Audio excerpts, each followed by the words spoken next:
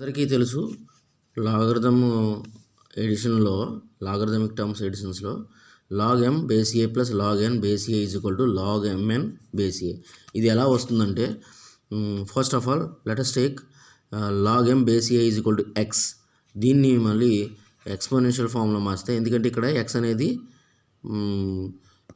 అనేది సబ్జెక్ట్ అయిందంటే ఖచ్చితంగా ఎక్స్పోనెంటే సబ్జెక్ట్ అవుతుంది. సో ఈ ఫార్మాట్లో ఎక్స్ అనే దాన్ని సబ్జెక్ట్ చేయడం వల్ల లాగ్ ఎమ్ బేస్ ఏ వచ్చింది. ఇప్పుడు దీన్ని ఎమ్ను సబ్జెక్ట్ చేస్తే ఏ పవర్ ఎక్స్ అవుతుంది. సో అదేవిధంగా లాగ్ ఎన్ బేస్ అని కూడా వై అనుకుంటే N is equal to A power Y అవుతుంది. ఇప్పుడు రెండు ఎక్స్ప్రెషన్స్ని మనం మల్టిప్లై చేసినట్టయితే MN is equal to A power X into A power Y.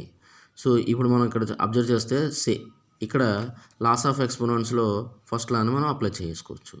So A power X plus Y. So దాన్ని రీప్లేస్ చేస్తే మళ్ళీ ఇది వచ్చేస్తుంది.